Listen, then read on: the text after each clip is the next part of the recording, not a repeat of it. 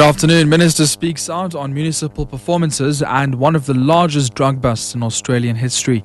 Cooperative Governance and Traditional Affairs Minister Richard Baloy says it's unacceptable for municipalities to have fluctuating financial performances. This comes after most municipalities, including those that previously had clean audits, failed to achieve unqualified audit opinions from the Auditor General. The minister was addressing the NCOP during a seminar on Local Government Week. Those that receive clean audit must be supported so that they should not regress. It's not acceptable where you find performance is backward and forward. That becomes a serious problem. But of course, we are so concerned about those municipalities where you will find that they don't submit the necessary information. That becomes a problem because on the one hand, that deprives us of having a true account of what is happening. But also the fact is that there may be reasons that then says, but why are they not submitting? What are they hiding? 5 suspects have been arrested in an attempted cash and transit heist at Harding in southern KwaZulu-Natal. Police spokesperson Vincent Mdunga says the suspects managed to escape in stolen getaway cars, but police managed to arrest them. Mdunga says 2 boxes of money believed to be over 100,000 rands was recovered. They were held at gunpoint by armed suspects who subsequently robbed them of the 2 boxes of money and fled on 2 cars.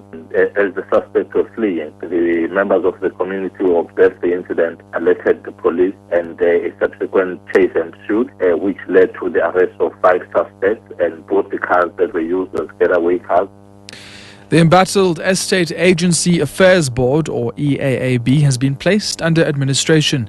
Human Settlements Minister Tokyo Safm12pm addressed estate agents after his department took over the EAAB in May. Safm12pm says he's compelled in the interest of bringing certainty and order to place the board under administration.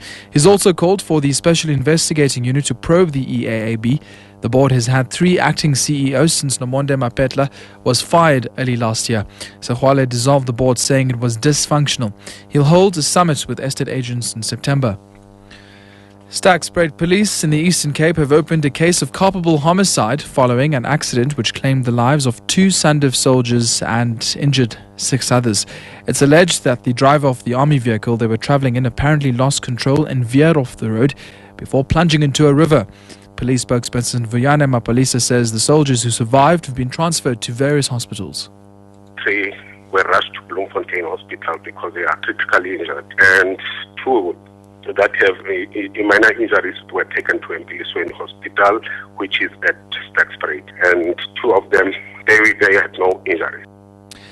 It's a feat that's never been attempted before.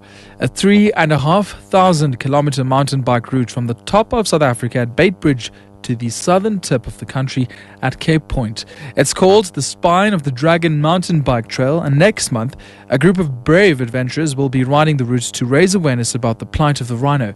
They're hoping to generate funds to support anti-poaching efforts in the country. Team leader Rohan Sarij.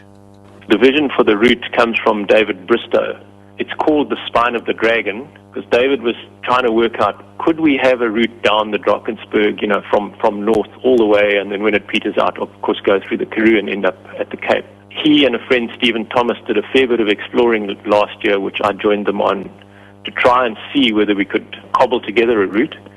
There looks like there's a route, but nobody's ever ridden the whole thing in one expedition. That's really our goal, is to be the pioneers or the first people to ride David's Spine of the Dragon route from start to finish. Further afield, Australian police have seized what they say is the largest haul of crystal meth and the 3rd largest of heroin in the country's history. The drugs are worth more than $500 million. 7 people have been arrested. Mike Pizzalo from the Customs and Border Protection Unit says the police operation followed an 11-month investigation. We were able to profile this operation well ahead of time. We were able to get a pretty strong lead as to when the shipments were going to be occurring. The actual concealment itself wasn't particularly sophisticated. Terracotta pots concealed in bulk on pallets within cardboard boxes and then shrink wrapped.